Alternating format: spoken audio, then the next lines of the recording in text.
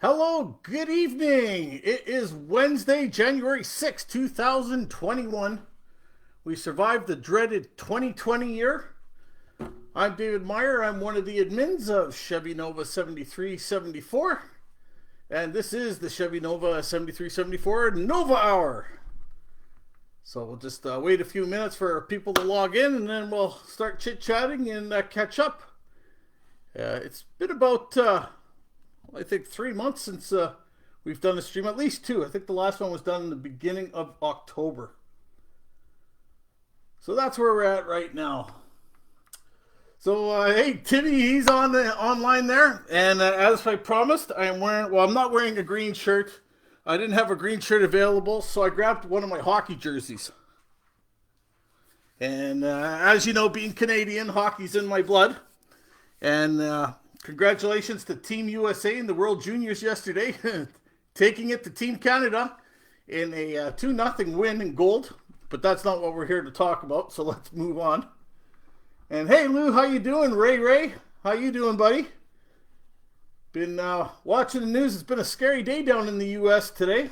So hopefully those of you in the affected areas are staying safe. And of course, hopefully everybody's staying safe from COVID. We're still battling that. It's been, 8 months? And I think it's still going to be a while before things return to normal. I know the biggest part of it affecting me is the fact that I have no hockey to play. Staying at home, I'm starting to put weight on. And I've put on about 15 pounds since last March.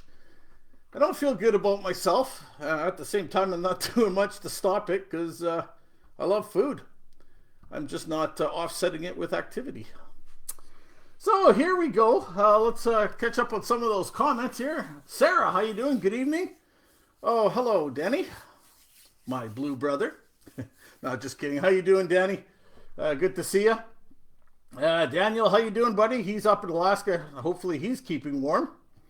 And Lou says fake news regarding today's activities. So as you can see there, that's been my winter project, or my COVID project. I finally decided to upgrade the drum brakes, which should please Lou, because I know he always gave me the gears, as I gave him the gears too, saying, manual drum brakes are fine. And I still think they are for everyday normal driving. But, everybody's entitled to their opinion. But it's going to be interesting to see what it's going to be like when I get the disc. Right now, I don't have the calipers on. I just have the brackets, the spindles, the rotors, the bearings set, all that part together. My calipers in my kit were the wrong ones. They were for the A body, not the X body. So someone is going to send me the correct ones. Unfortunately, it won't be till late February. Looking in the shed, I found some gold today. Actually, I found this is as good as $70.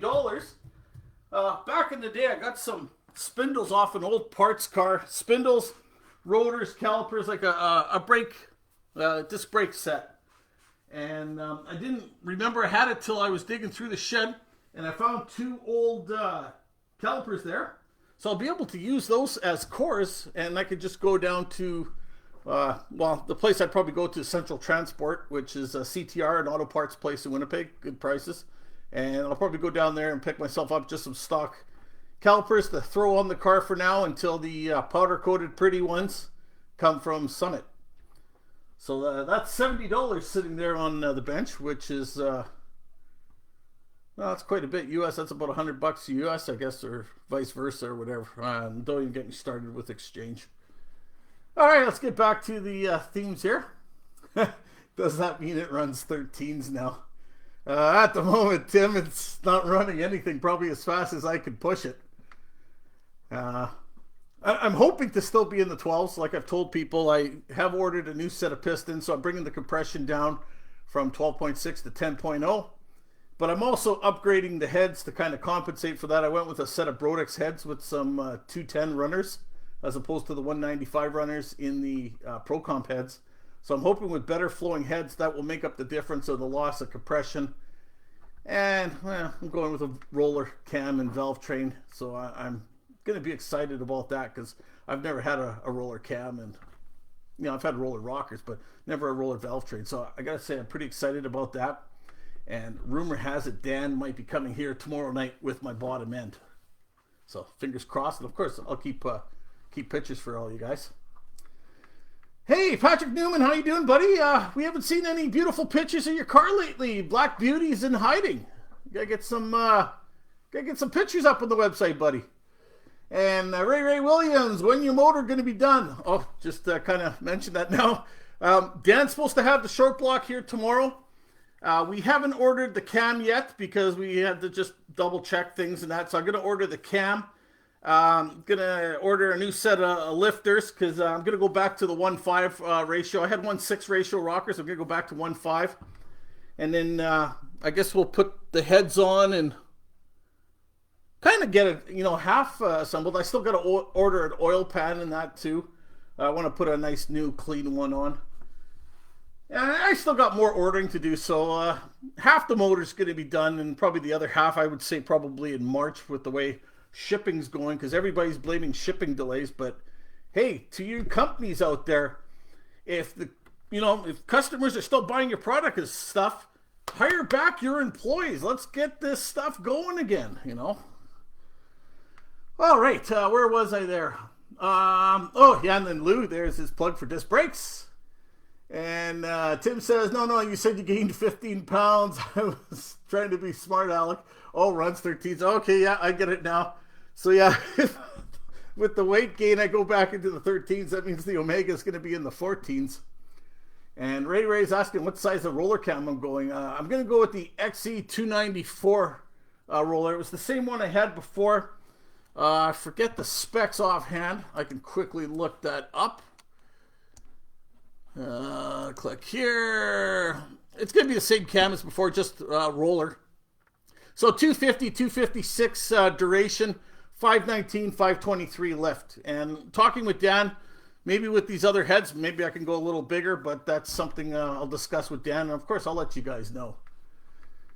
Okay, and Lou says, no, I'll still be in the solidly in the 12, so I kind of hope so. Dan says he's warm. His apartment's right above the boiler room, so it's always 7 degrees whether he likes it or not. And Dan, I know what you're talking about. Years ago, I used to live with a girlfriend, and we lived on the 3rd floor of an old building, and I guess the people below us, they kept their thermostat just jacked, and we didn't have the heat on all winter, and it was always beautiful, and it was cheap, so it's always nice to be warm. Larry says, hey Larry, how you doing?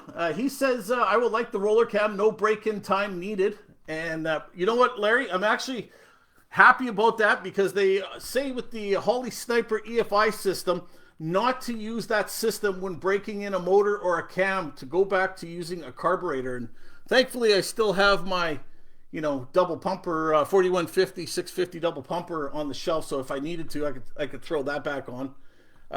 I don't have a regular distributor though, so I'd probably just go pull the one out of the Omega. But yeah, that's what I've been told, no break-in, so that way I can just fire it back up with the Holley Sniper, and away we go.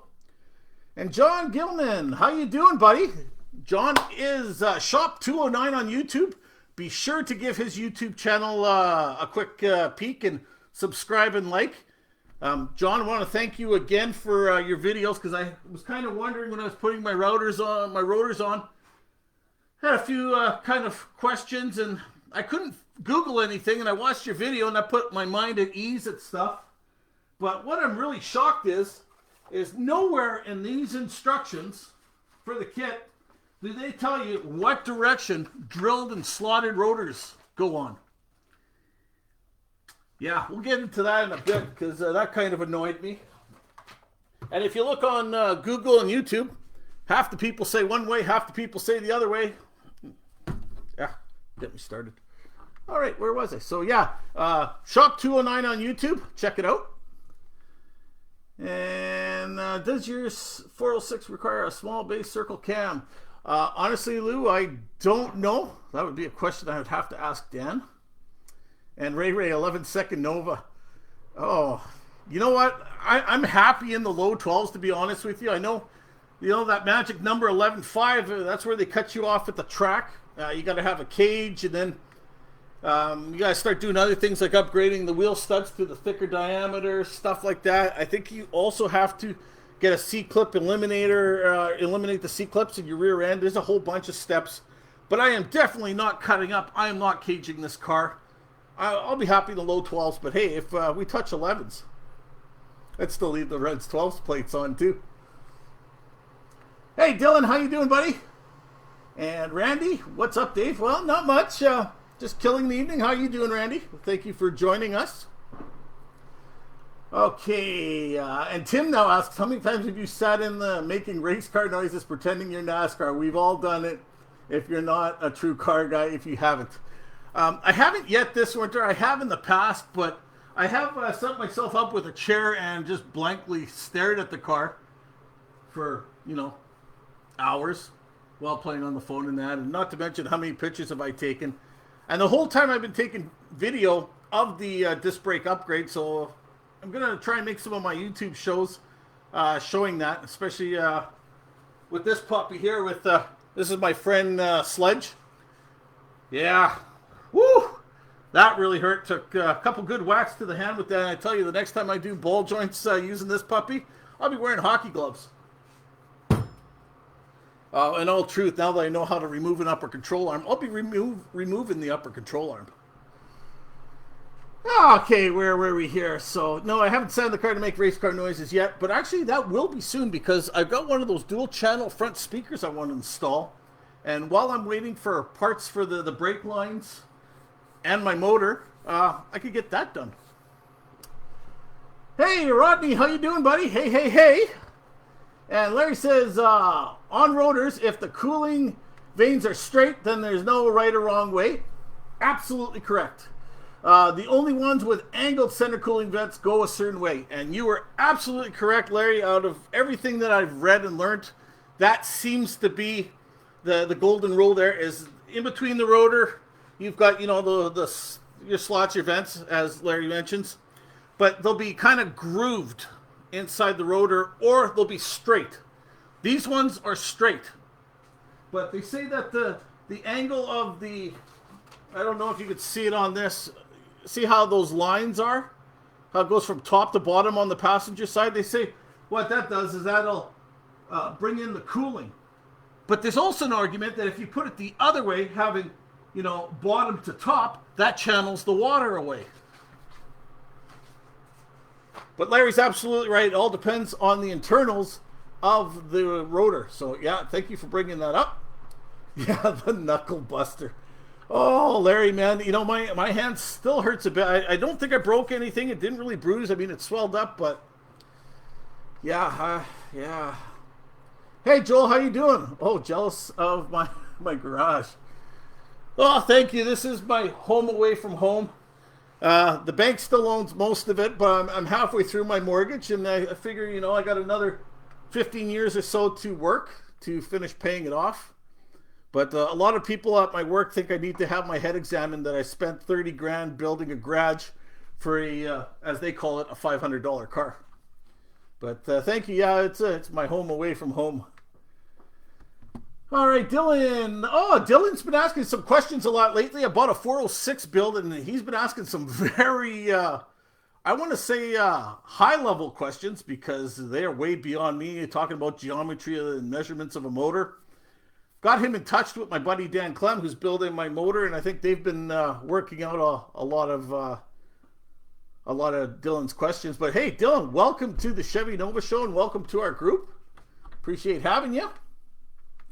Tim says his is still wrecked. His Nova's still wrecked. Not enough time in a day. Not that I've been creeping your Facebook or anything, Tim, but you're sure spending a lot of time on that truck. And hey, Robert Martino from, let me guess, Arizona. Yeah, that's right. Phoenix, Arizona. Oh, jealous of the weather down there right now, buddy. And I think it's about 10 or 15 degrees here right now. As you can tell, I've got the toucan and the old facial hair to keep my face warm. And in all truthness, I've just been lazy. I don't give two, and I just don't care to shave. So that's the truth there. And hey, Danny, see, you just put an I there. So I don't know if you're signaling for international help or what's going on there, but hey, welcome. And I guess, it's 8:15. I probably should have said this at the beginning, but of course, Chevy Nova 7374, the Facebook group.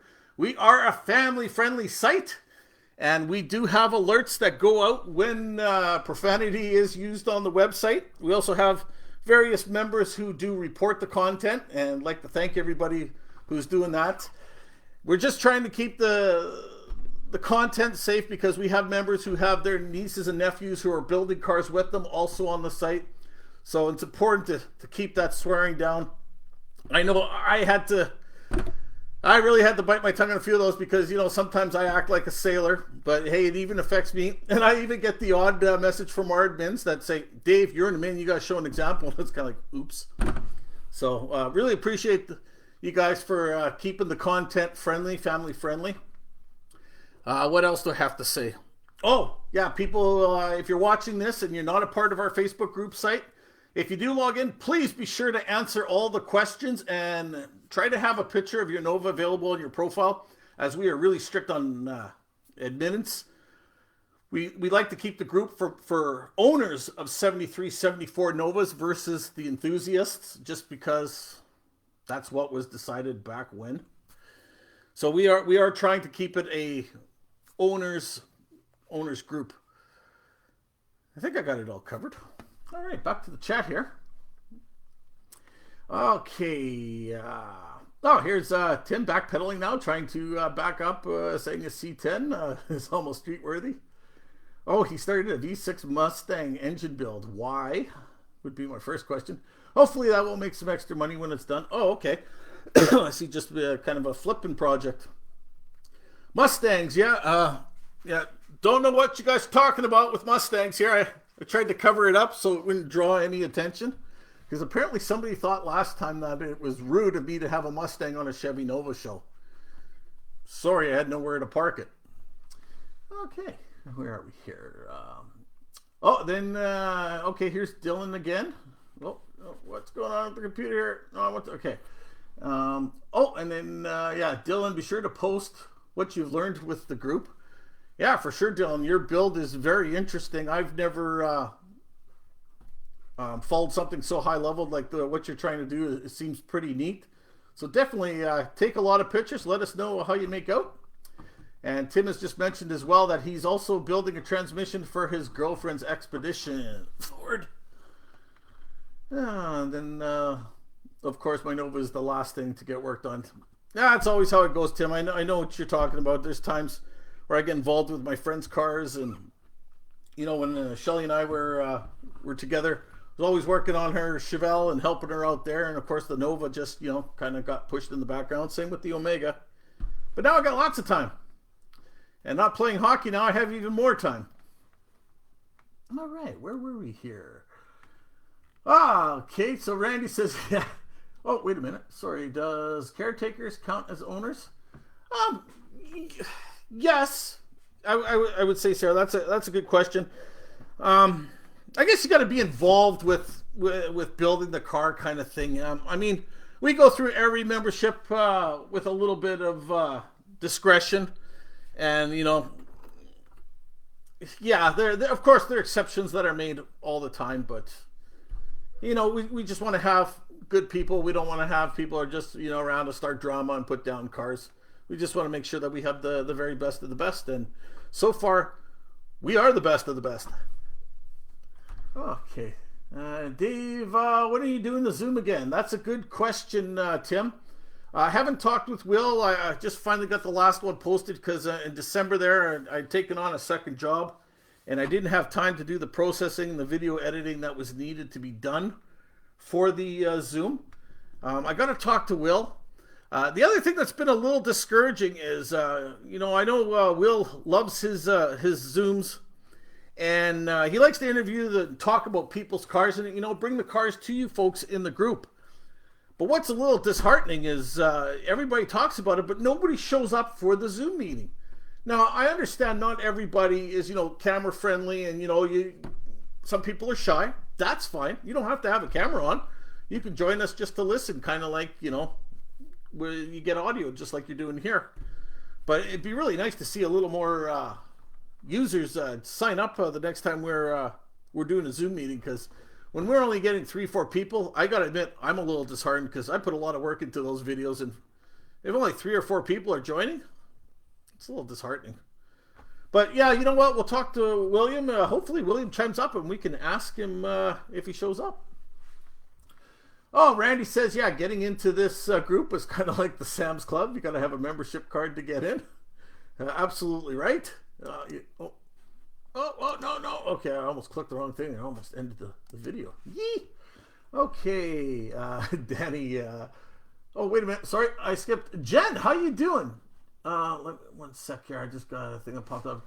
Jen Peterson, how you doing? Hopefully I didn't screw your name up too bad. I figured if you watched it, get up a parking spot for it. It's yours too.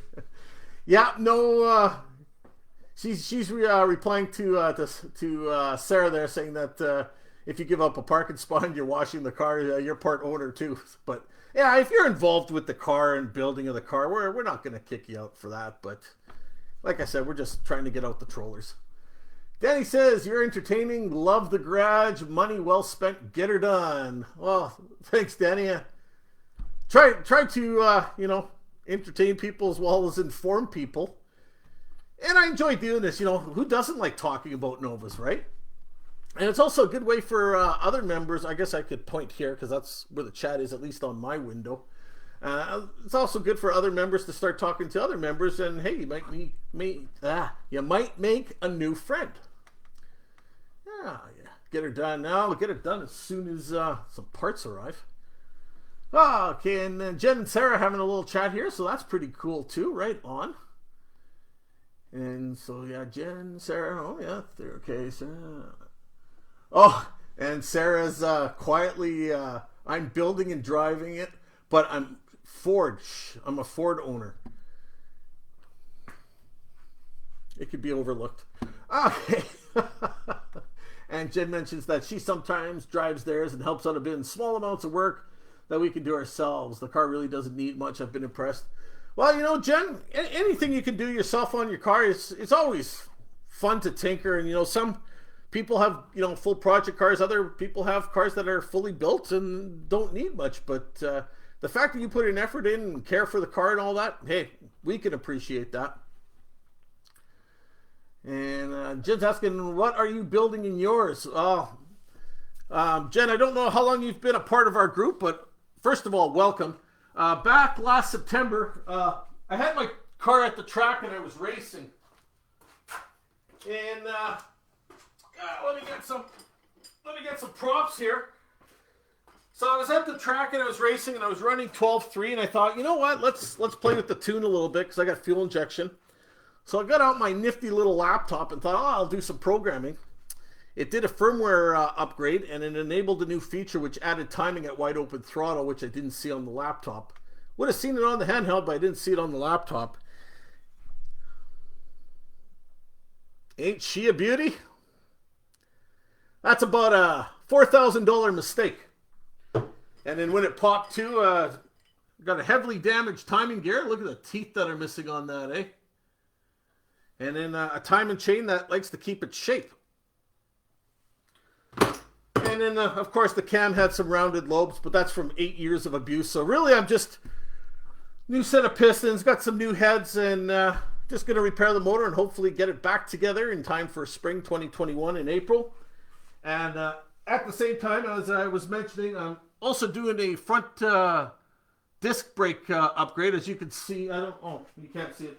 Behind the wheel, we got the old drum here. Yeah, we put some, now I got dirty. So we put some disc brakes on the old Nova, and right now I'm just waiting for some OEM pre-bent brake lines. And then I'm going to replace all the brake lines, and then I'll change the master cylinder, the proportioning valve, and all that over. So still a lot of work left to do before spring, but usually our cars here in Winnipeg, we don't usually take them out much before April. And if the car isn't back together and running by April, I may pull the Omega out and I'll start driving the Omega, or heaven forbid, I take that out for a spin. So yeah, that's the plan right now. Okay, I'm puzzled about the Lou. Yeah, Lou says he's puzzled also about the low Zoom attendance. So, that's maybe something I'll make a post just to discuss with people. So, and then Tim, how you doing, buddy? Tim, how can you tell if your Nova's an SS? Oh, that is one of the most posted questions I see. And unfortunately, GM wasn't smart enough to put it in the VIN number or the cowl tag as a trim package or anything like that. The only true way to know if you bought the car new, or if you have the paperwork, like if you can find the build sheet in your car, that would show that it is an actual SS. So it's tough. It's really tough to know if a 73 is a true SS or not. Whether you got a bill of sale from when you bought it, a build sheet.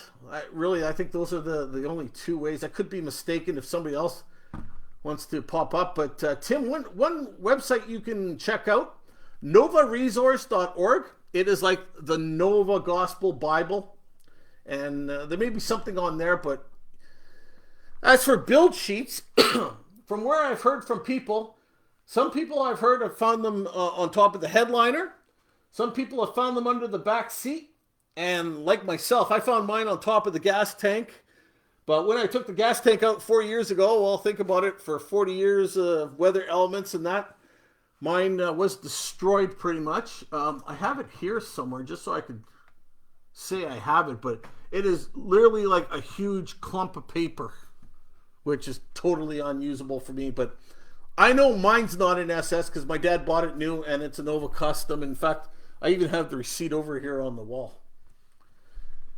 Okay, and then, Sarah and Jen are still talking. Sarah's saying they're putting a 383 and a turbo 400 in, and then they're going to redo the interior and exterior. Well, that's pretty cool. And then, Lou, look at that. Lou's already piped up before I even got to it, the build sheet, if you can find it. Otherwise, it's just a trim package. And Danny, hey, how you doing? Night, brother. You like talking.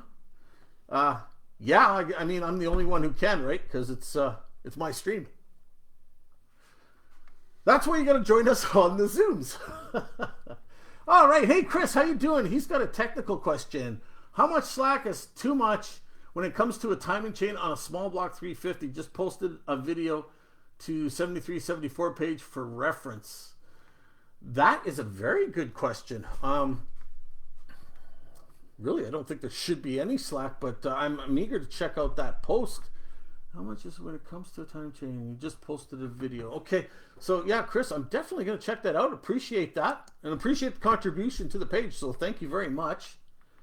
What's those four-letter F words? Says Daniel. And Tim. Tim is talking with Lou. Okay, yeah. Lou says to Chris, if you think it's questionable, replace it. I'll check out your video. So I'm sure a lot of people are going to check out the video.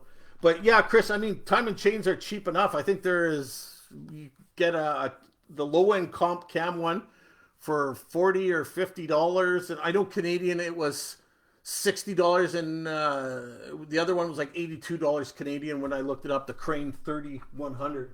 In fact, this one was a Crane 3100. This was no cheap offshore one. Like, look at the teeth missing on that. So there's no question that, yeah, this one needs to be replaced.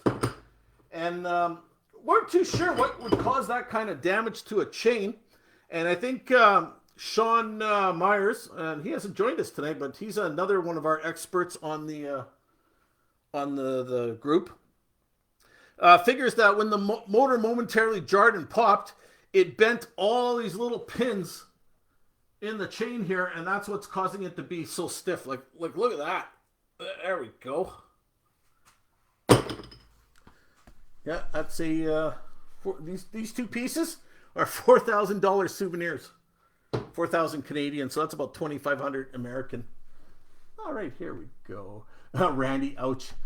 Yeah, Randy, I mean, when it first happened, we weren't too sure what went on, and then when my buddy Dan Clem, he's the gentleman who built my engine, and you guys will hear me talk about him all the time, because the guy's an engine god. We were going over the data logs I took when I was making the passes, and that's when we discovered that the timing had jumped. And I went back in through my notes to see what I did. And when I had done the firmware update, it added that feature into my Holly Sniper, which boosted the timing. And I guess, not running very good fuel. I was running a Husky 94, but I guess I needed a little more than that, according to cylinder number 2. And yeah, that was my day. The worst part about it was I drove out to the track, which is 60 miles north of Winnipeg.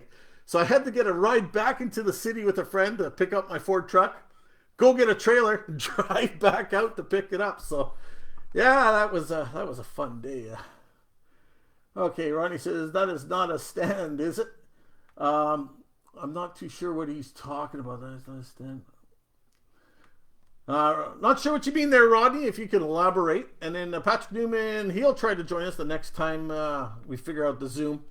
Usually when we do a Zoom meeting, Will post a meeting, and we have a few people who have volunteered to talk about their cars for, roughly an hour. And what we do is we'll post the post up. But the problem is, with the software, we can't post the link till close to the time we're going to do the Zoom. So you would have to come back. But we do have the Zooms in their own topic on the Facebook group, so that it is easy to find. But yeah, I'll have to talk to Will. We'll have to get a Zoom. Oh, okay. The Stang. Yeah, Rodney. Yeah, it's a Mustang. It's a 1988 Ford Mustang, 5-liter, all stock, all original, with 62,000 kilometers. I bought it in, when was it? 2009. Originally, I also have a 74 Olds Omega, which you'll see here next year. I had it sold to a buddy, and my neighbor was selling this car. And this car, I mean, it's a gem. Where do you see a Fox body unmolested, right? So I bought it. And then a couple weeks later, the deal for the Omega fell through because my buddy couldn't sell his truck, so he didn't have the money. So I ended up keeping all 3 cars. But normally I have the Mustang parked in storage. It's been in storage for the last 6 years at this one garage in the industrial park, but over the last winter, it had been broken into a few times, and the last time they broke into it, they were into the car, and they had the hood pop, but nothing was touched. It just looked like they were, just doing a discovery. And with the damage they did to the storage place, I had to get the car out of there, and I have nowhere else to keep it, so it's parked here. I have the Omega in storage because we never brought it out last year, because normally we race that car at the drag strip. So next year, I got to try and find a place to park this thing, because I'd rather have my old cars in here. But yeah, that's a Stang.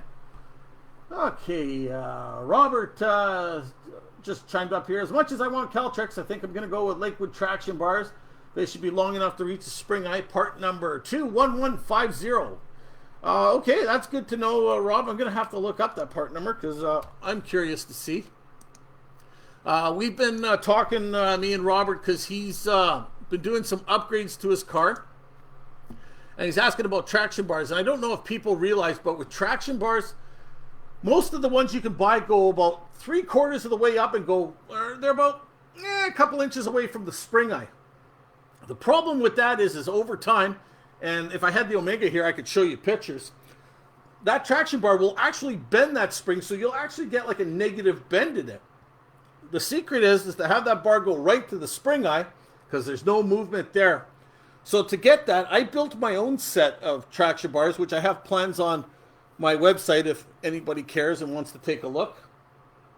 But the kind of bars I have on my car are different than these Lakewood ones here, Robert. They don't replace the spring plate. They bolt on before and after onto the spring.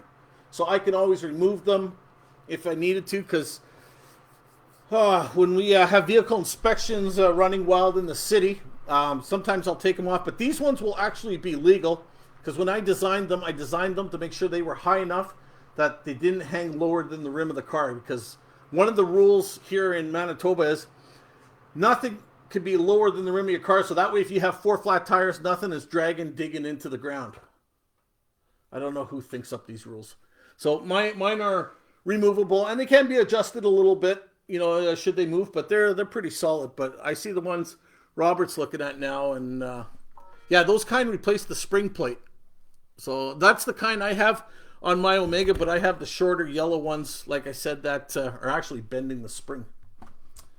Okay, where are we here? Kim, how you doing? Kim is one of our admins, also on Chevy Nova 7374, and Kim does a great job of keeping me in line. Kim, I want to thank you for all the work you do on this group. I don't know if a lot of users realize just how much you do, and you do.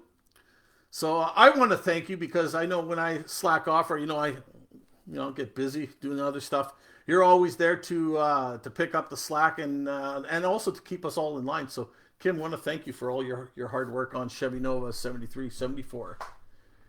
And Danny's taking off. Good night, bro. We'll see you again. And Rob McDowell, hey, how you doing? And he says howdy to everybody. And Daniel Carroll says to eliminate the timing gear slack, install a gear drive instead. And I was actually thinking of that with the next motor. I was thinking of going with gear drive, but yeah, I don't know. Yeah. Hey, Jason, how you doing? What's happening, Dave? Not much, just, killing an evening and talking with my Chevy Nova family. It's been almost 3 months since I've done this. The idea of doing these Nova shows was for everybody to get together and chat, amongst themselves. And, we just talk about Novas, or if some people have problems, maybe we can find an answer to a question. And the idea was to do this show kind of like every 2 weeks. 2 weeks turned into 3 weeks, turned into a month. And then depending on my hockey schedule, but hey, here we are tonight. So I gotta try and do this a little more often, because I miss chatting with you guys. I miss talking about the Nova. Yes, Jason says he's getting back to that traction bar things. It makes your spring look like an S, and he's absolutely right. And Robert says the other part number 21606 are the shorter ones by 3 inches. So yeah, that you'll want the longer ones, that's for sure. And I think with the spring plate though, what worries me about the spring plate one is that might affect the angle, the pitch of your diff. But I don't know enough to argue that. Maybe something to so I could ask one of my friends there, because he's not on the site right now. But that's interesting. But either way, Rob, definitely let us know how that install goes. Oh, Lou, you and I, we could have a Zoom meeting one night to talk about the awesome car rules here in Manitoba, and the fun we have with what we call the vehicle inspection unit. There was one night, if you guys got time for a story, one night I was driving the Nova, and I don't know how many of you know, but I have my stock horn on the steering wheel, but underneath my radio, I've got 2 buttons. One is for an Aruga horn, and the second one is for a La Cucaracha musical air horn. So I'm driving along and driving by the bar, and there's a bunch of hot girls out there. So in my younger days, I hit the old musical horn and woo, hey, and get everyone's attention. The next thing I know, cop pulls up right beside me. Honk your horn! Honk! Speeds up to the next car. Honk your horn! So I guess they were looking for the car that didn't have a horn that fit within the laws of our cars, the vehicle inspection unit. So, good times. All right. Yeah, Dan says, yeah, you can't jump time with a gear drive either. And yeah, that's right, because sometimes on these old timing chains, you can skip a tooth if the chain skips, and that's one of the reasons why you run a double rolling timing chain versus a single one. It's a little more difficult to skip. I mean, this one didn't skip, but it sure took enough of the teeth off, and which I did find a lot of them in the oil pan. All right. Okay, Jason would like to do a Zoom meeting so you can tell us about your car. And Jason, we would like to have you do a Zoom meeting. If you can, send a message to William Hamlet. He is the founder of Chevy Nova 7374, and he's got a little list going. I don't know if he's got somebody picked out for the next one or not, but definitely send him a message. We would like to add your name to the list, of course. And I think I got all caught up in the chats here. One thing I noticed about this new Facebook chat is it doesn't tell me anywhere how many people are on. So not too sure how many people are on right now, but if you're still tuning in, of course, welcome. And thank you for joining me on this Wednesday night. I'm sorry about ditching you guys last night. As you saw in Facebook there, the country shut down for the World Juniors gold medal game, which, again, congratulations to Team USA. They handed it to us. And yeah, they deserve that gold. They played very well. So had to push it over to tonight. So here we are. Oh, Lou says we got 15. Right on. Okay, and Jason says he'd like to show you guys how I got the 275 radials on my car. I'd be interested in seeing that. I know I can't fit a 275/60 on my car, but I can run a 275/50 series on my car with the, I think it's only 3.5 offset on my mags. I really got to start writing this stuff down because everybody always asks. But I know comfortably I can fit a 265/50 under the back of the Nova. And unfortunately I can't roll the Nova forward because it's on jack stands and ramps, and I've got the Mustang pushed back as far as I can to try and get it out of the video. But I see here it's almost front and center. All right, where are we here? All right, so 14, 15 people. That's not bad. That's usually average for our stream. That's 12 better than the Zoom. So, somebody pipe up here. What are you guys doing for winter projects on your car? And how many of you guys are doing disc brake upgrades? I'm really curious to see the kits you ordered. If you ordered the same kit that I did, if you actually got the A body calipers instead of the F or X body, and really the only difference is how the cable or how the brake hose attaches. This is the passenger side. This is the passenger side one, and as you can see, the the bolt is flush, so the brake hose will fit flush on the caliper here.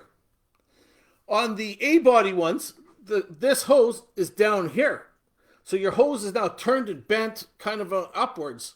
So it's on a little bit different of a slant. Same dimensions and all that, and it will work on the Novas just fine according to some pictures I've gotten. And I'm thankful that a lot of people sent me pictures of their brake setup when I was posting about getting the wrong calipers. And actually, that was one thing I was checking on Shop 209 is what set of calipers you got with yours there, John. And yeah, it turned out I got the A-body ones called Summit. And it looks like it was, what did they call, a misboxed item from Right Stuff. And they're going to get me the correct ones, so which are the same as those. And those ones I didn't I didn't remember. I still had them in the shed from an old parts car. So that's $70 sitting there. There's my core charge. All right, what else are we talking about here? Tim says, not gonna lie, when I get all caught up, you inspired me to do the kit for my brakes. I really tossed and turned that night, Tim, and Lou's been convincing me of it too. I was really debating between the kit I bought, which was with the spindles. Here, I got the crappy instructions right here. I got the, doesn't give the official number, but it was the AFX body. If anybody wants the Summit number, I can get it for you. And as you can see, spindles and all that stuff.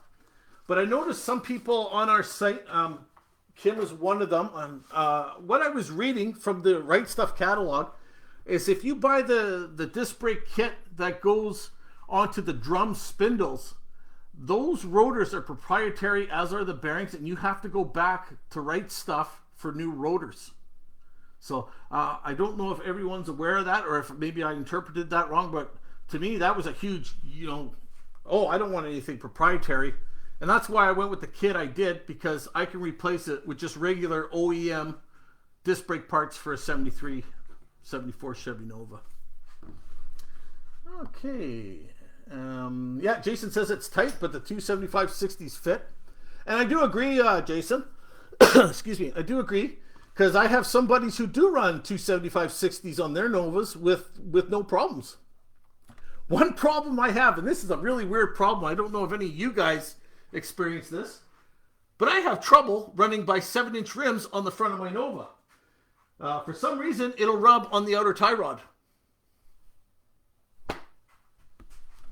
All right, where were we here? Okay, so yeah, Tim, when you do the brake upgrade, of course, take pictures and let us know what you do.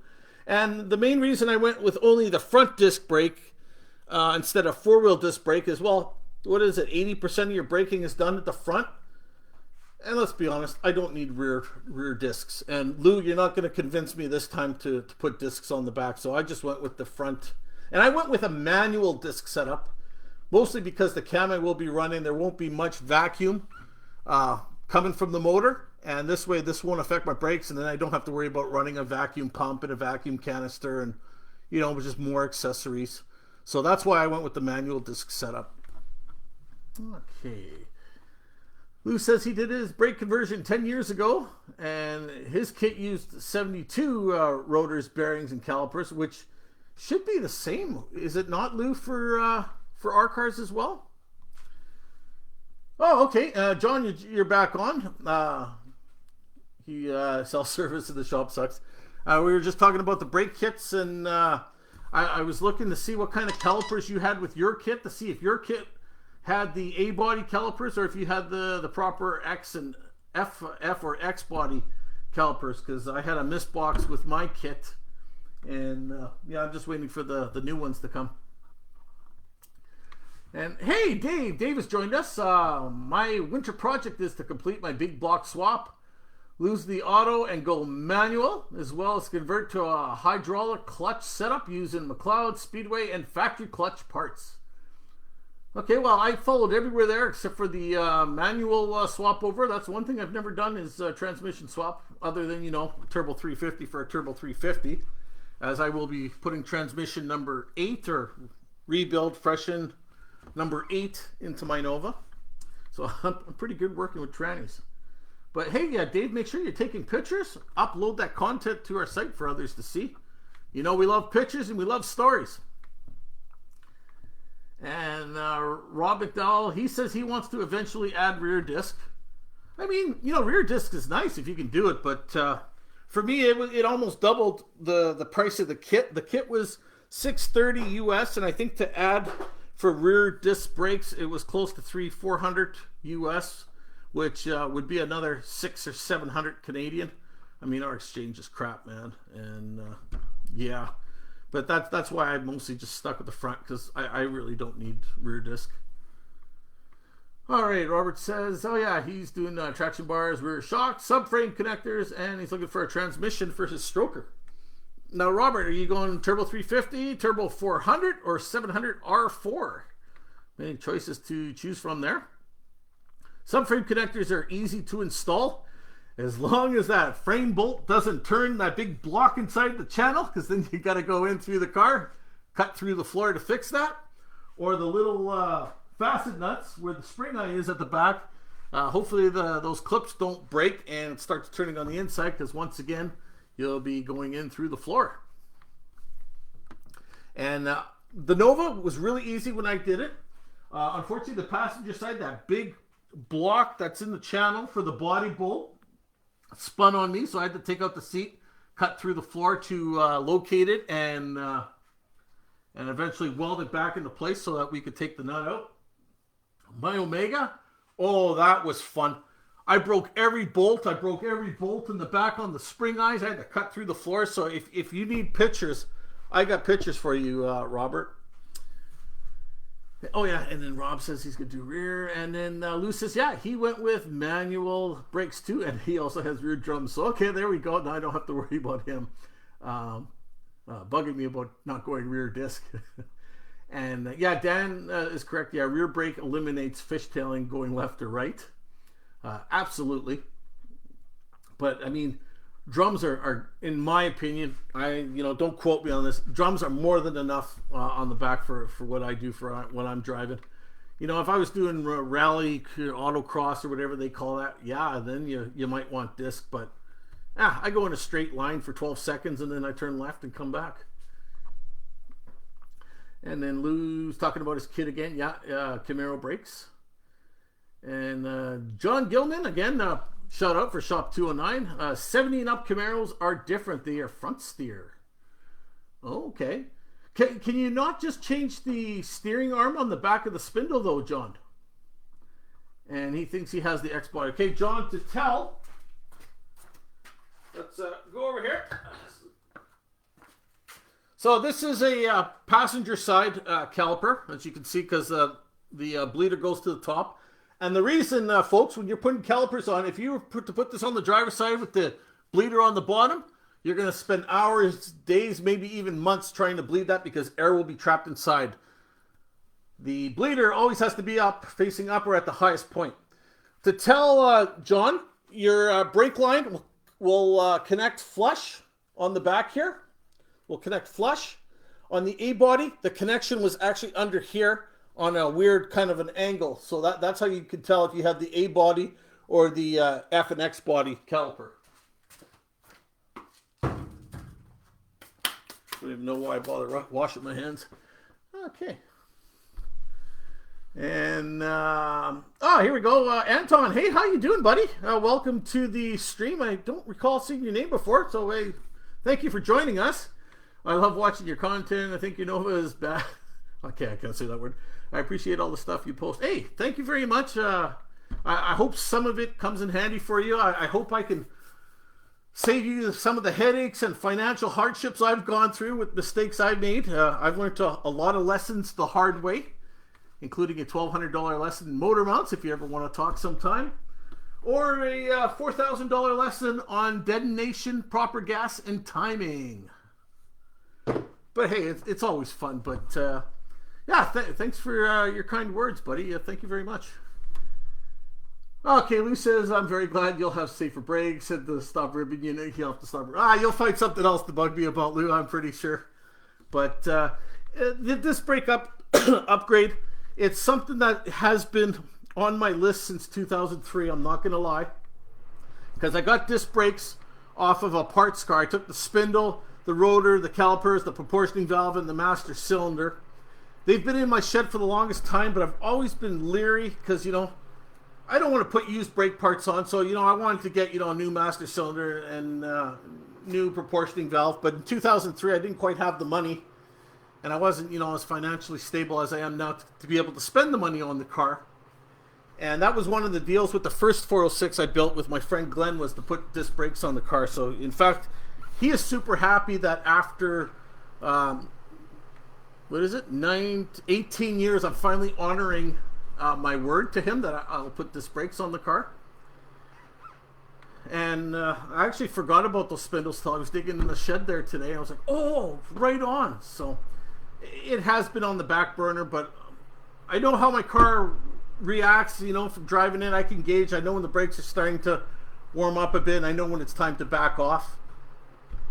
Yeah, maybe I have been playing Russian roulette. I'm not going to debate that, but for the most part, for just everyday driving, I was feeling fine and feeling confident that my drum brakes were more than satisfactory for just everyday putting around. But like you say, safety first, and it should have been addressed a long time ago.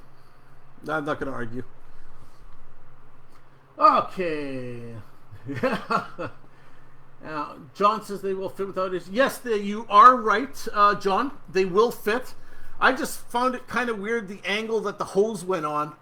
I didn't know if that was going to cause a problem or cause kinking. And I mean, it's a brake system. I didn't want to take any chances. And knowing my luck, so I just called Summit. I said, hey, I got the wrong calipers. And they're sending me the correct ones. Worst comes to worst, I mean, I could have gone to the auto parts store for, $150, $200 and bought the proper ones as well. You're right, it wouldn't matter, and I probably should just go ahead. Oh, I have the caliper right here. There, folks, I can show you exactly what the difference is.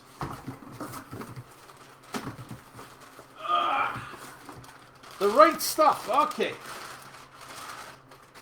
Like I mentioned, bleeder goes on the top. But you see how the brake hose now is on an angle down here versus being up here flush? Turn it that way.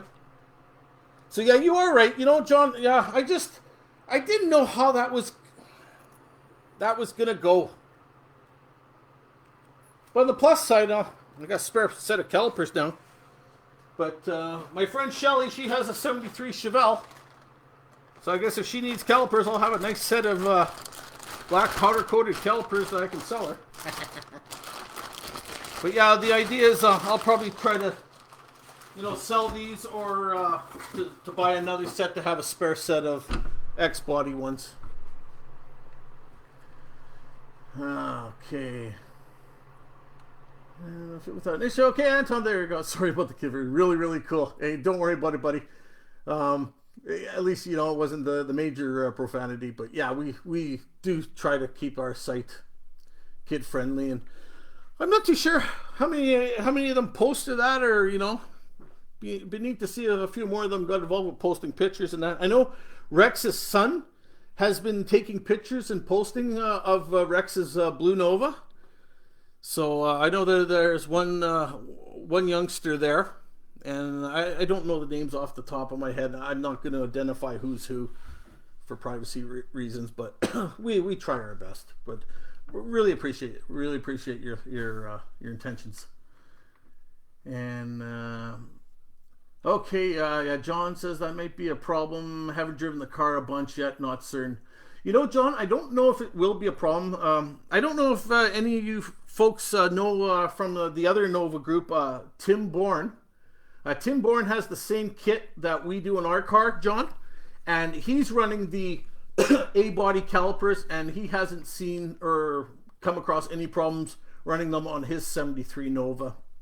So we probably are okay. I'm just very fussy. Yeah, it's my OCD. All right, Patrick Newman, and I got to go. Look forward to the next show. Good night from Texas. Stay safe there, Patrick. Good to have you, and take care. Get us some pictures of Black Beauty, will you? And Jason, ladies and gentlemen, I got to spend some time with the family before bed. Please let me know about the Zoom, Dave. Okay, Jason, for sure. I'm going to write your name down here. If you haven't already messaged William, and yeah, we'll have to arrange something for sure. Thank you very much for joining us. And hey, Dave Williams has joined us. Sorry I'm late. Hey, no problem, Dave. We were just waiting for you before starting the show. So just killing time. Dave's been doing a lot of work on his Nova, folks. You've probably seen his posts where he's had a lot of transmission troubles. Hopefully you got that all worked out now. And Dave, the interior looks really good in your Nova. It's coming together nicely. That's going to be a real car soon. And the center console was pretty neat. I enjoyed watching you build that. So thank you for sharing that with us. And of course, welcome. We were also talking about the Zooms, Dave. And just above your chat there, Jason, I'm not going to try and slaughter his last name there. Jason W. would like to have his name added to the list. So John Gilmore. Okay, cool. And I don't know who else, John, had that kit. But they were saying, yeah, there was a few people. And actually, Tim Bourne took a lot of pictures for me of with his wheels turned and all that. I could probably share those pictures with you folks. But again, like I said, I'm just fussy. And man, props to the customer service of Summit Racing. No questions asked. Yep, there was a mistake. Yes, we'll correct it. This is what we're going to do. And I mean, it sucked that I had to wait on hold in long distance for 90 minutes. But the girl took good care of me. I mean, I was put on hold a couple more times. But her name was Tara in customer service. She did such a good job taking care of me. Props to Tara, Summit Racing. Thank you very much. Really appreciate you taking care of me. And yeah, when those calipers get here in February, we'll continue on with the brake install. Oh, okay, John, I'm planning on doing a Zoom soon, so I guess, John, you're on the list. Right on. And oh, Lou's just mentioning to Dave he wants to see the dash when it's finished. That's right. Dave was doing a bezel recovering, I believe, with some fleece. Yeah, I'm interested to see how that's turning out too, Dave. And then John says he's planning on doing a Zoom soon. So yeah, John, let me know when you are. Whether you're doing a Zoom with us or as part of Shop 209, would definitely love to be a part of it. Okay, oh, Dave's got some bad news. I'm going to have to redo the dash. I kind of messed up a bit, but I have plenty of material left to give it a second attempt. Well, you know, Dave, we all make mistakes, and some of them are easily corrected. Others cost thousands and thousands of dollars to rectify. All right, we're getting on close of an hour, so I don't know if you guys want to continue or if you want to call it a night. I've still got time if you guys want to chit chat and talk about what's going on. And I don't know if Danny, oh no, it wasn't Danny. If Tim's still on, just want to step back here so he can take a look at my nice green shirt that I'm wearing. Yeah, Team Green. Too bad Danny wasn't online still, or Rex. I'd like to rub it into them too that I'm wearing green. If you see them, tell them I was wearing blue. All right. Oh, okay. John says he's talked to William about doing one with us. So, okay. Oh, then I'll definitely be part of that. So I'm looking forward to that, John. And again, folks, Shop 209 on YouTube. Subscribe and like. Give John your support. And yeah, Dave, they sort of sorted out everything for me. So I'm really happy. I'm really happy with that. Dave Williams says he does have to say he's very pleased with this console, how it turned out nice. And you're right, Dave. It did turn out really nice. And you know, I see everybody posting pictures of their center consoles, and it really makes me think of my decision to stay with my bench seat. Okay, and Lou's still waiting on getting his block back from the shop. He's doing a 383 build. Oh, Lou, you're gonna love that. You're gonna blast into the high 12s, I bet. That's gonna be my my prediction.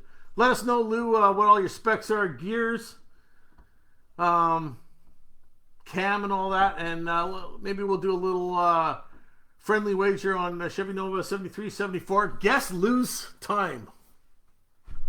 That'd be pretty cool.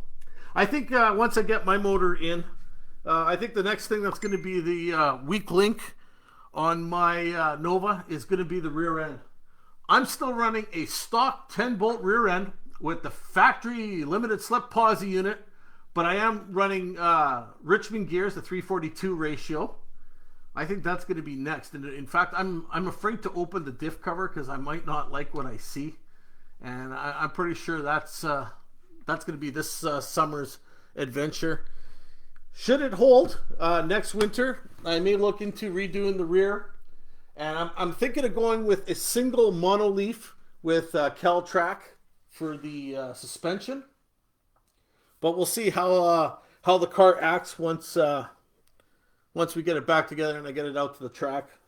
And I don't know if I'm going to get it out to the track right away because, you know, I want to make sure I drive it. I want to get to, you know, learn the car again. I want to get that confidence back in it before I take it and beat it to within 1 inch of its life again. And I bet you, yeah, because I can't keep affording to blow these motors. I mean, you know, I probably shouldn't discuss this, but I went to the bank to get a loan to build this motor. And they weren't going to lend me any money because they say putting money into an old car is not a good investment. It's not wise. Blah, blah, blah. Request denied. So I went back to the bank after this had happened because I was asking for money to do the body work. So after I blew the motor, I went back to the bank. I told them I was redoing my bathroom in the house. I was doing a bathroom reno. So I'll let you know when I get the bathroom back together. Oh, I love banks. Okay. Whoa, John Gilmore, I just bought 7 more Novas, so I have a good video coming up. First of all, what year? Hopefully they're all 73, 74s, and why? That's kind of curious, so I'm definitely going to be looking forward to your upcoming video. And John says his 307 build should be done next week. Oh, that's interesting. You don't hear too many people building 307s. So that's, oh, John, I hope you're doing a show on that one too. I'm looking forward to that because, yeah, you don't see too many people doing 307s. And I don't know if you could see, I still got the 307, where's my hand there? There we go. I still got the 307s badges on my car. Although my car was originally a 350 car, I had taken the 350s off and put 250s on. And then when I put the other motor in 2012, my friends were like, okay, Dave, come on. It's time to change those. 250s not funny anymore. And I found those 307s for $10 at a swap meet. So I haven't put the 350s back on yet, but I love those 307s. And Dave Williams says he still has to mount the 3.5-inch screen right above the cup holders. He's referring to the little touch screen with the Holley sniper unit with the fuel injection system. And Lou's, okay, he's giving us some details here. Of course, Lou, you'll have to make a big post about it. 10.5 compression ratio, AFR head, still contemplating cam. I'm still going to say, what gears are you running, Lou? What gears are you running, Nace? Okay, I need a bathroom remodel. And hey, Doug Toe from Lila's Nova and Lila's Nova 2.0, the Facebook groups. And that's named after Lila, his first granddaughter, and a 1973 Chevy Nova that he is building for his daughter. Just a little warning that Lila's Nova may not be necessarily suitable for kids to join. And Lila's Nova 2.0 is a lot safer for a younger audience. So, hey, Doug, it's good to hear from you, buddy. Good to see you. So, okay, here's John just telling us, giving us a little heads up here. A friend of his sold his shop and didn't have anywhere to keep his collection. 2 are 4-doors, 2 are barely cars. One's a 69, 2 71s, and none of them roll. Wife isn't happy. Oh, I guess not. It's still pretty cool that you got some cars there, and it'd be interesting to see some of your builds. And yeah, definitely keep those videos coming. And Sarah here with the consoles. How easy is it to get the sniper module in and out if it's needed?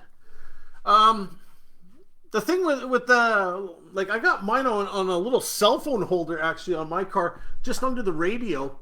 And I just, touch it right on that cell phone holder. So I don't really imagine you'd need to take it in and out of the console, Sarah, just as much as it's just got to be, in there good so that you can touch the screen. And then, okay, Lou's got completely stock gears, but he's got 373s in the plans. So I'm going to go down if he hooks, depending on size of tire. Now, what size of tire are you running, Lou? I'm still going to say around 12.7, 12.8. I might even go a little lower, so maybe even say 12.5 with a good tire. Hey, Matt, how you doing? When is the next Zoom? Yeah, that's been brought up a couple times tonight. Not sure. I'm going to have to bring that up with William because I've gotten caught up, and it's actually my fault that the Zooms haven't been happening because I haven't been able to coordinate with William to do them. Busy December, and then I started working on my car. Things have calmed down a little bit now in my other job. So I got to talk to William and just keep your eyes peeled in the group for a post, and we'll try and get something done soon. I'm going to ask Will if he wants to get one done in the next, we'll probably say within 2 weeks maybe.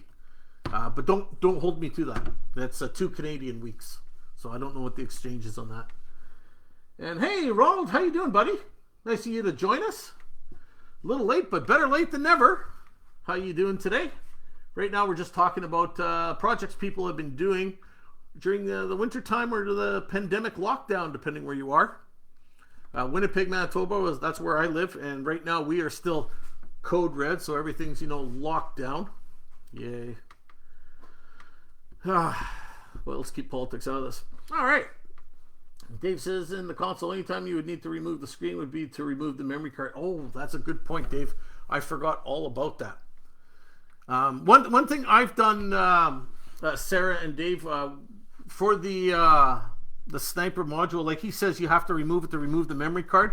I bought the Canvas Y adapter cable that connects at the sniper, so you can connect both the handheld and the Canvas USB cable, so I can plug my laptop straight in at the same time the handheld's plugged in, and I could download the tunes and the logs without having to remove the SD card. So just a heads up there. Okay, so that is how Jake is on the holders attached to the dash. We haven't learned what the sniper can do yet or do any reprogramming. Not sure if we want to hook it up. It would be a pain with it in the console.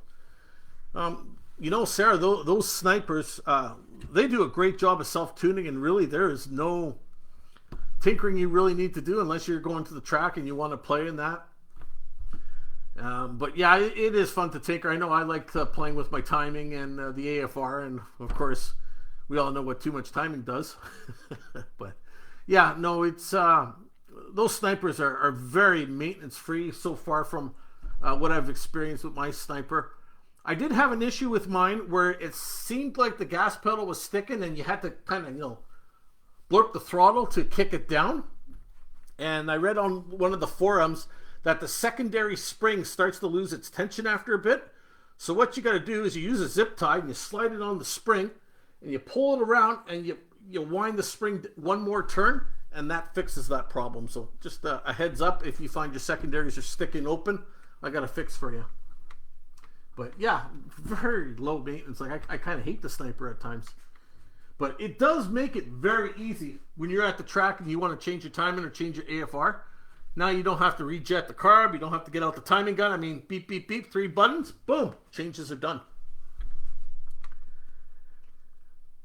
Okay, so, Dave Williams says that he has the 7-inch screen, so he doesn't need no laptop. I was actually looking at the screen, but I mean, that's about $1,200 Canadian. Eee, my laptop was only $400. And I don't know who left the door open, but just want to show you my jersey I'm wearing and what color it is. Hey, how you doing, Rex? Yeah, blue all the way, buddy. Yeah, blue hoo-hoo. We were talking earlier, I was mentioning how your son was taking pictures of your car and they were getting posted on the forum, just as an example of youngsters contributing to our forum. And it was really neat how his picture of your car, like you mentioned, showed the white fence continue on with the white stripe of your car. I didn't notice that at first till after you pointed that out, and that was actually a really amazing picture. So, hey, props to your kid on a great picture.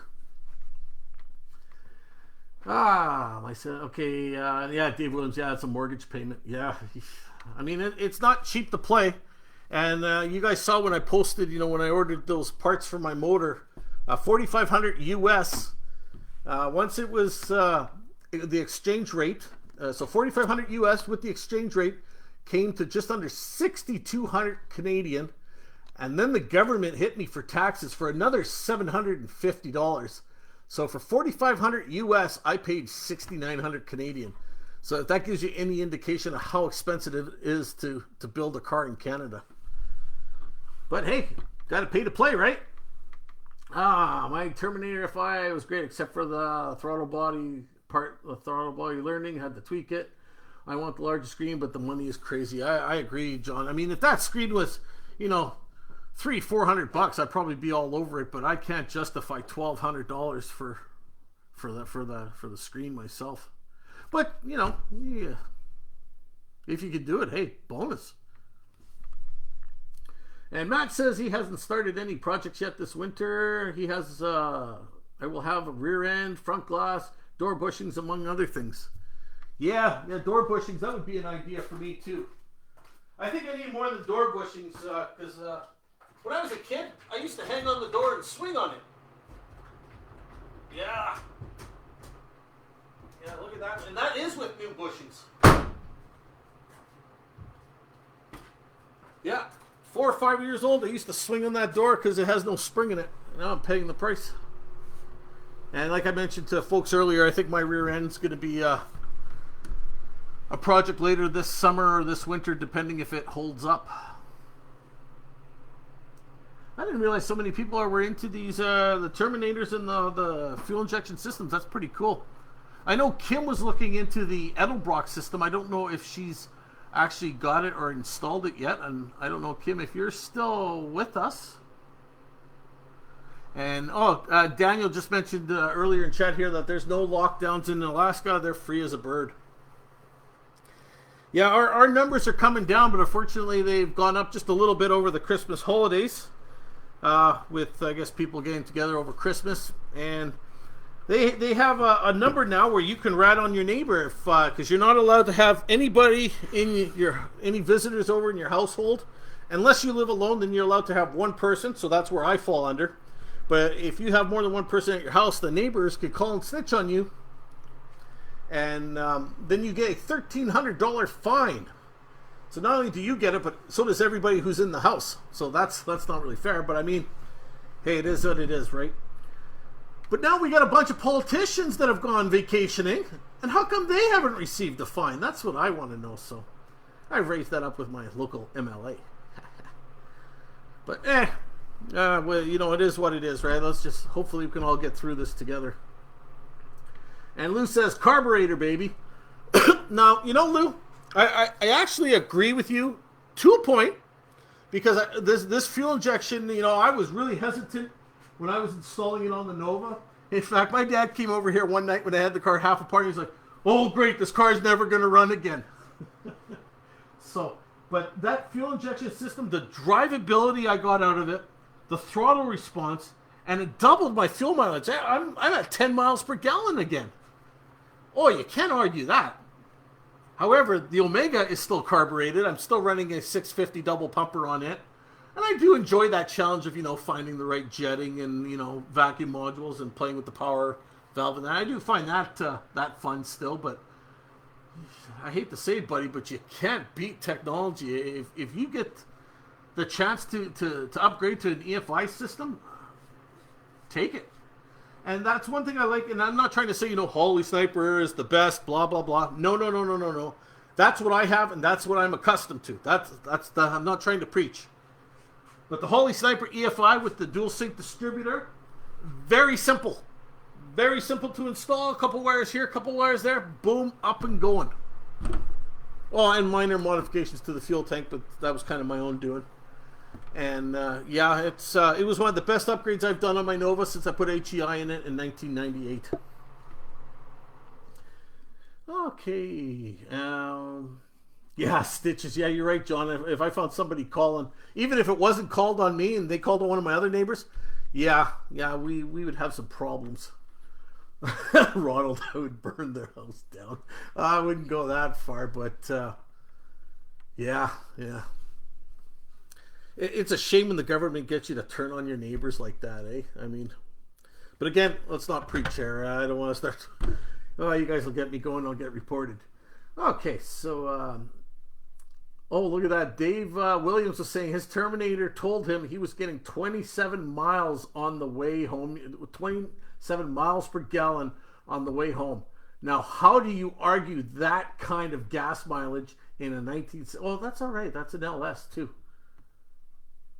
Yeah, well, that's still very impressive. Very impressive. Okay, hey, Laruckus, how you doing? Do you receive stimulus checks every month? If so, how much, if you don't mind me asking? Zero. Absolutely nothing. Not up here in Canada. I mean, they have some programs for people who are unemployed to apply for benefits and stuff like that, but nothing changed for me during the pandemic. I still go to work every day. I do IT support for a Crown Corporation utility. So I still got to go to work every day. The only thing they did was give me free parking. So, that's kind of cool. Which was nice because I got to drive the Nova to work every day last year, and it's an underground locked parking, secure parking. That was a benefit in itself for me. But yeah, I get nothing. I just get the joys of going to work every day. Okay, where are we there? But hey, welcome to the stream. Okay, where are we here? Yeah, Lou, the throttle response. I don't know if you've ever gone from a quater jet to a Holley double pumper, and you know the throttle response difference there. Well, it was like the same experience going from the Holley double pumper to the EFI. It was wow. That's my opinion, though. Okay. And Dave Williams says he wished he got one a month. Yeah. Sarah, I used to be team carburetor, but I absolutely love the fuel injection now. Much better gas mileage in Jake's Nova. And yeah, absolutely, Sarah. The gas mileage, I was getting maybe 4 before, and it's doubled to about 10. Also depends how I drive the car too, eh? Okay, and then John Gilmore, how long before tracks open back up there? Normally, John, the track opens May long weekend. That's usually May 18th, May 20th around, and it runs till the end of September up here in Manitoba. We have 2 tracks, well, 2 main tracks. We have Interlake Dragway, and that's the one that I go to all the time. In fact, I'm the announcer at the track. And I also watch my dad race there, and he races my 74 Olds Omega. And then we had a new one that started up last year, Motion Performance Raceway, which was an 8-mile track. And again, they started up, I think it was in early May. But they had private sessions until the lockouts were lifted. And I think we got started racing last year in July. But normally, in a regular, normal scenario, we start middle of May and we run to the end of September. Okay, Matt says, if you had to pick one, overdrive or EFI? EFI, absolutely. But depends, Matt, what kind of driving do you do? Do you do a lot of highway driving? Do you do a lot of cruising? What kind of gears do you have? What kind of transmission? Are you going to 700 R4, or are you putting like a gear vendor's overdrive? A couple of questions there for you.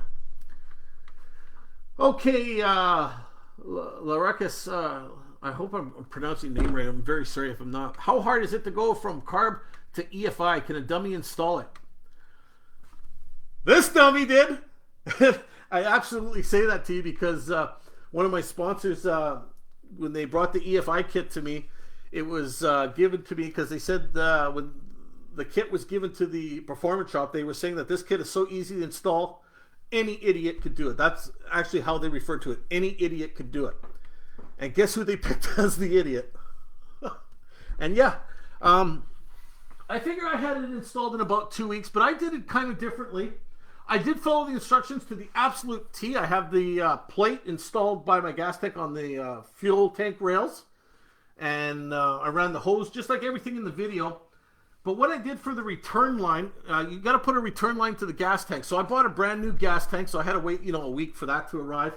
And in the gas tank, instead of putting that little rubber hose on the return line, because they want you to put a rubber hose to the bottom of the tank, that will keep the fuel from when it pours into the tank. It doesn't foam up. When it goes straight to the bottom, it goes inside the existing gas and it won't foam up.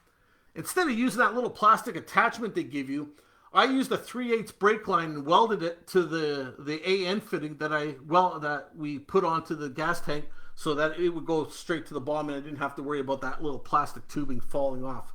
That was the only outside of the instructions I did. Other than that, it is right to the T. I do have some videos on my YouTube channel. I could send you the link to watching me and my friends goof around while we install it. But it looks intimidating with the big bundle of wire and all that. But it's not. You connect a couple to the battery. Couple go inside, one here to this. Like, the instructions are very good. I installed it, and yeah, I'm your dummy. But you know what? I'll send you some links and some pictures if you want. And I do have it set up on my website, actually, where I did a page of the install. Maybe what I'll do is I'll just quickly, let's go post that. And yeah, it's very easy to install. And I got to update this fuel injection page, so you may have to come back to it, but yeah, here you go. I'm just going to post it as a reply to you here, buddy, and then I'll send you the videos I've done a little later on. Okay, and John, yeah, I plan on doing the Zoom soon. And oh, that's an old chat. Sorry, let me go back down to the bottom here. Okay, there we go. Sorry, just let me figure it out here. Okay, picked overdrive. So yeah, EFI. Dave Williams says he's got EFI and overdrive.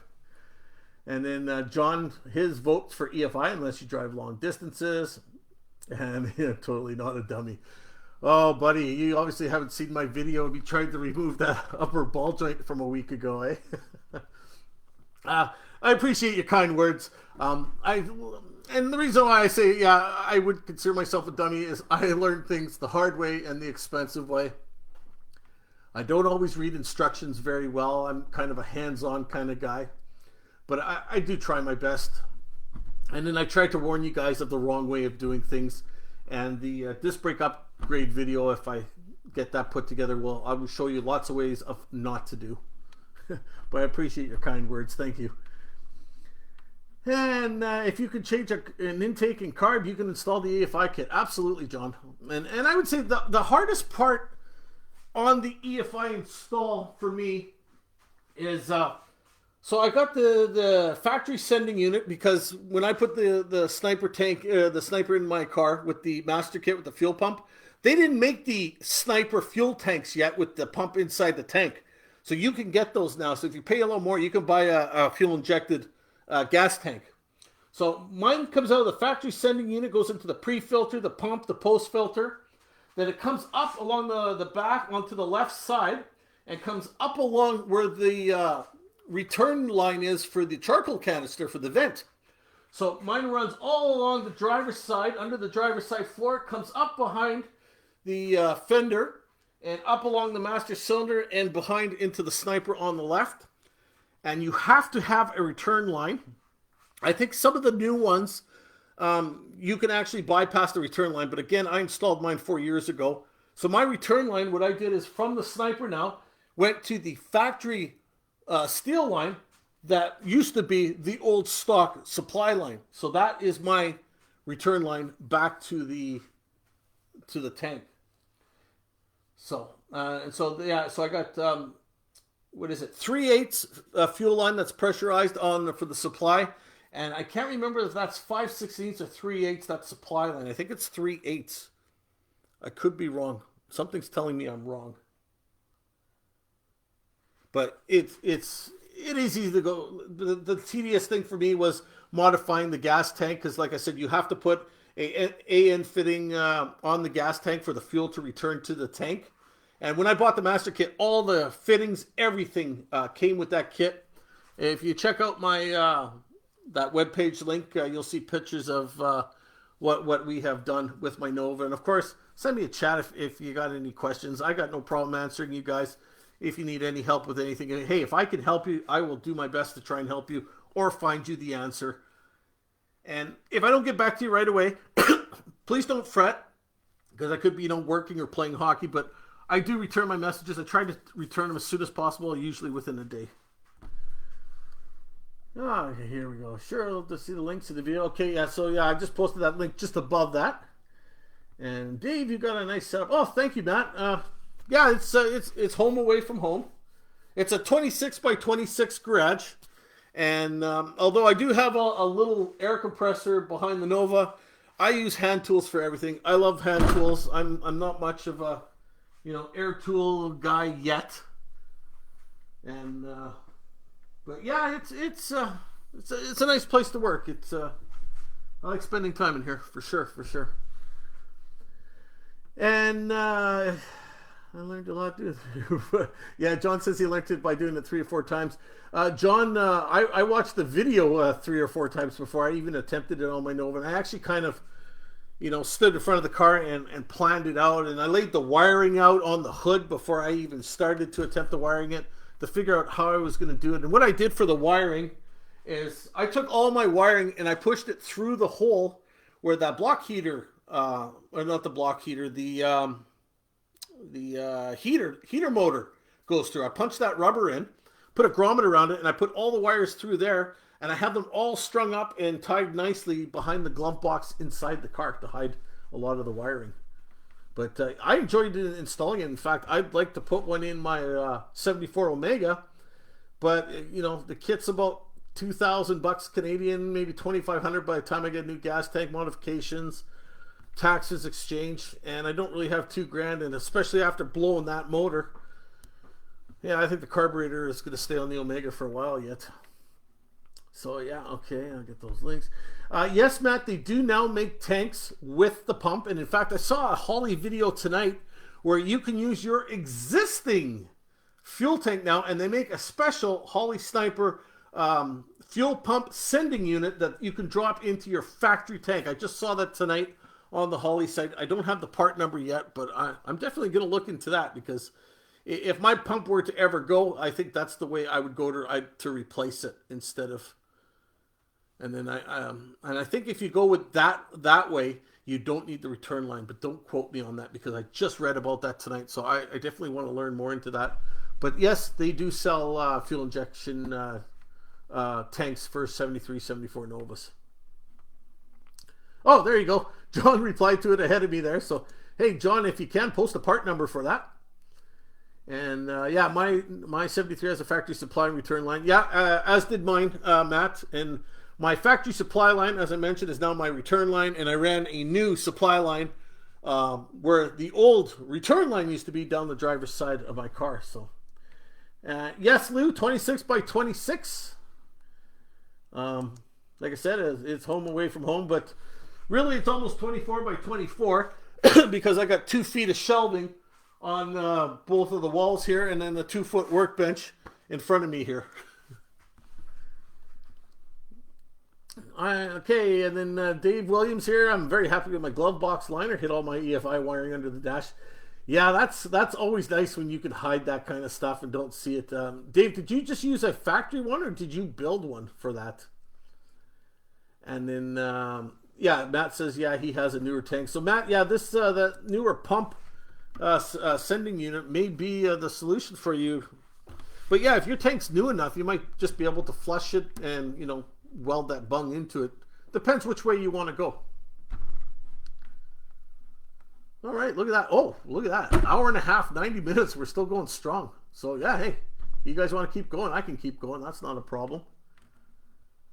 But, yeah, EFI, that seems to be the hot topic right now. And let me just post that link again, just in the general chat here for you guys. And this is just my webpage. I am in the midst of updating this page. There actually is a page 5, but I haven't updated the changes yet. And what I did now is I've put some troubleshooting tips into this page, that what I've come across with my sniper. And then, of course, replacement parts you can get if you need to.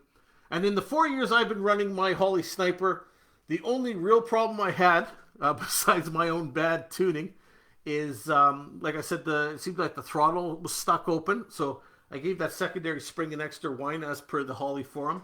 And the other thing is all of a sudden it just started acting erratic, and, you know, it's bucking and it's like, you know, falling flat on its face. And I replaced the O2 sensor last summer. So I got almost 4 years out of that first O2 sensor. And I did buy another Bosch 17025, I believe is the number. And, you know, I'm not going to use any knockoff or non-name brand parts. I'm using what Holly uses. I'm just funny that way. Oh, okay. Dave says it's a repo liner and got it on Jag. So it would be like, yeah, a stock liner. Okay, that's pretty cool. All right, folks. Well, unless things are going to pick up here, I might wind things up. So if you guys got anything you quickly want to throw up, please do. And actually, inside my webpage there is actually links to, where is it? To my YouTube channel page. I think, where is it? I'm just looking here. Yeah, it's actually on page 3 towards the bottom of my Dave's Days of Summer. And Dave's Days of Summer, that's my little YouTube show I was doing of, you know, the cruising scene of my life, kind of a daily blog kind of thing around Winnipeg. And yeah, episodes 79 to 83 are the sniper install. It's called The Rude Awakening because it rudely awoke my car up. But yeah, viewer discretion is advised. I think these links, though, are to the censored ones, but just some of the content. And then, yeah. And then, yeah, I just got some other links and that to troubleshoot. And then, yeah, part numbers on page 4. Oh, the other thing that's what I'm updating the page on, is that temperature sensor in the Holly sniper system is very important, and I've kind of learned that the hard way.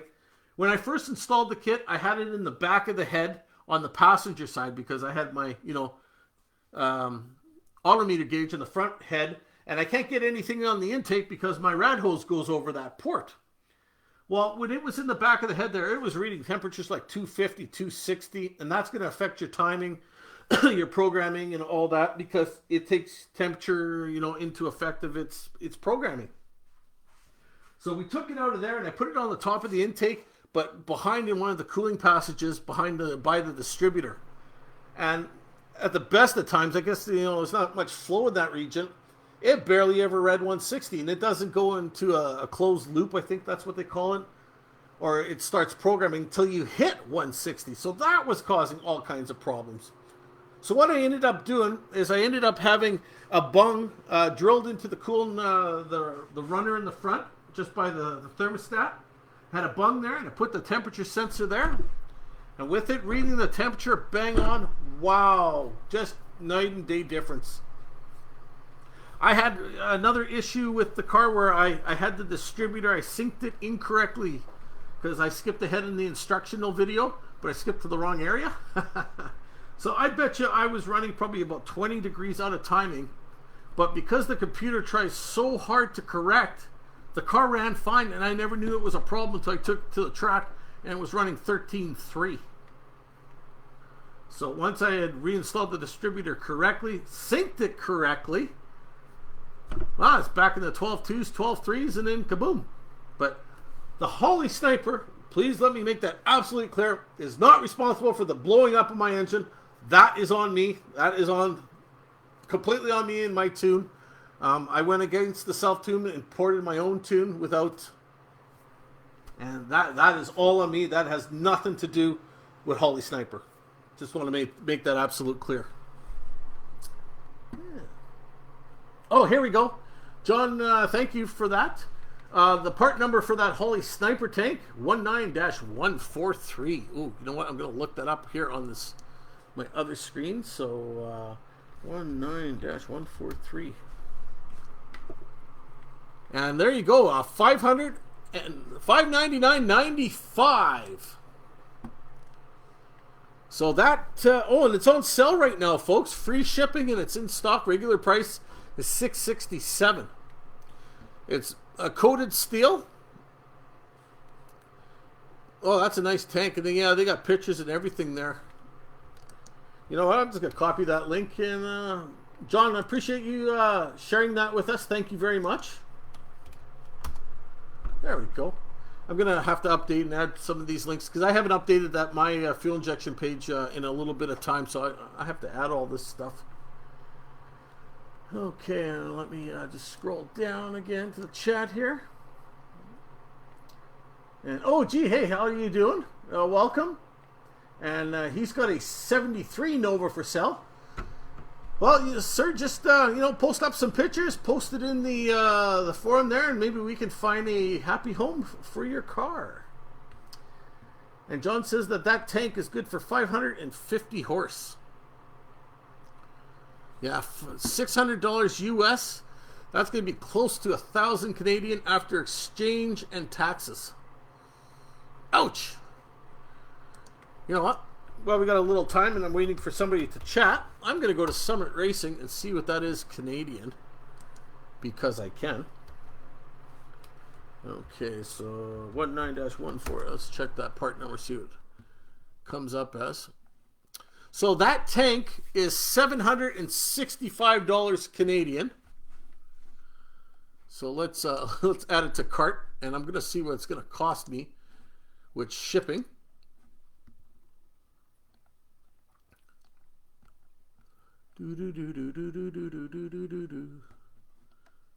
Whew, that's actually not too bad.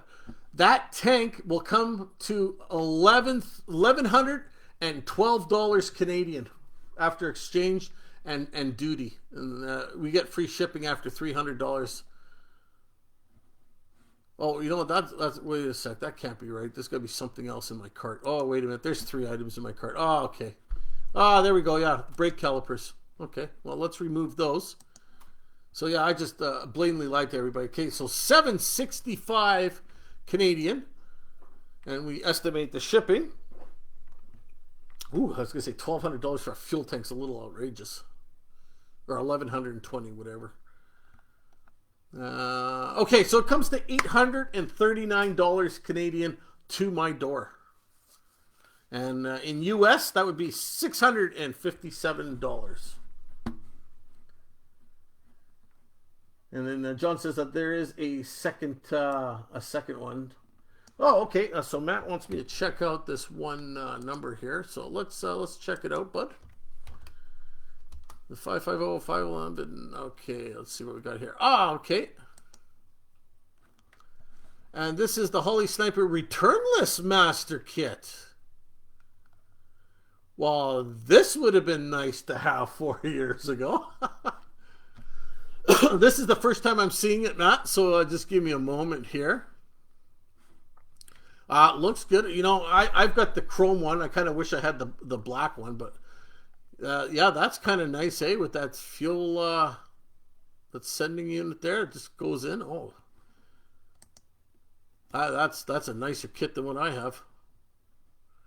But again, you know, I got the Master Kit when it was first released, but that is a nice kit, Matt. Yeah, I like that. And if you can, for the O2 sensor, they give you a little metal plate to secure onto your exhaust with 2 clamps. Get a bung, get it welded, because you don't want any kind of vacuum leak. Any kind of vacuum leak or air leak or anything around the O2 sensor will completely change the programming of the EFI. So absolutely get a weld and bung if you can. But I like that system. I like the fact it's returnless. Oh.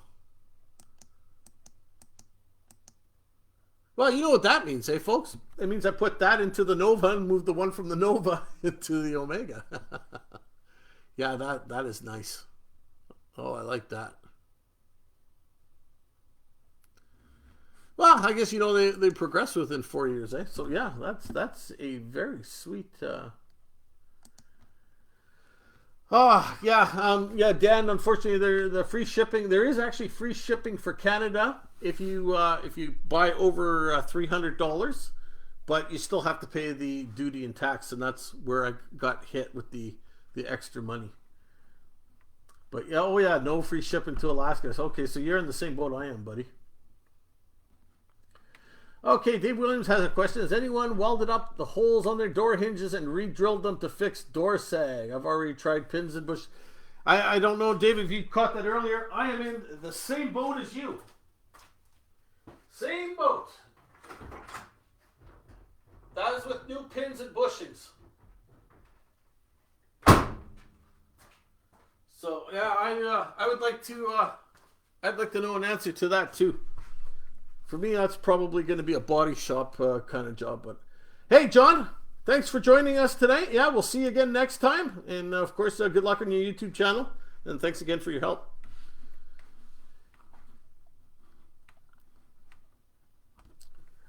You know, Dave, I'd almost ask, what's that gentleman's name? Roland Littlefield. I think that's his name.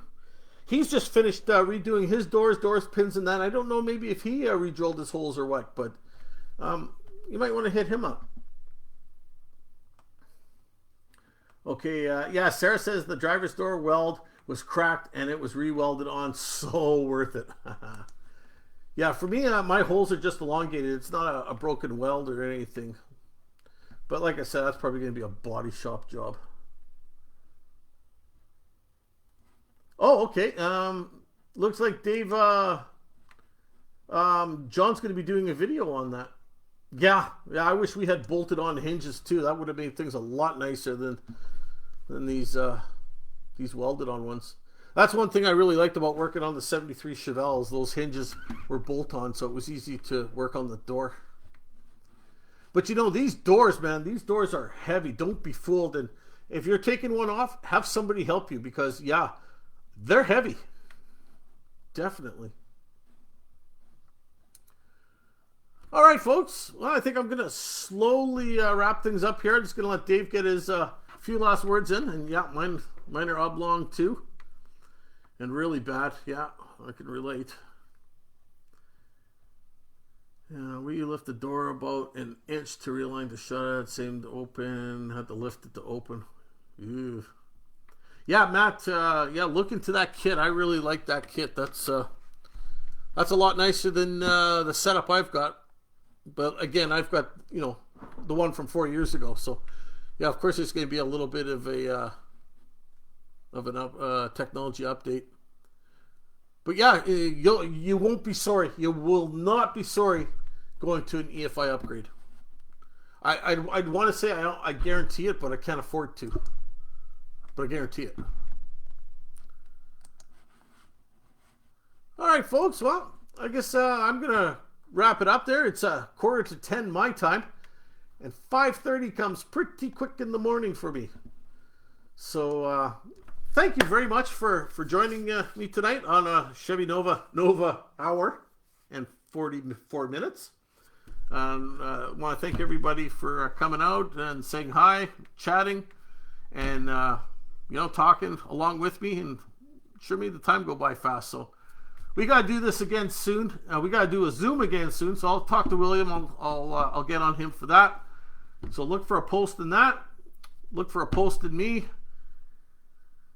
And I guess, yeah, that's pretty much it. Stay safe, folks. We got to get through this COVID stuff eventually. I mean, it's going to be a while yet before we return to normal, but do your best to be safe. I need you. I don't have very many viewers on the stream, so I need every one of you to be back. So, all right, folks. Well, good night. Again, thanks for joining.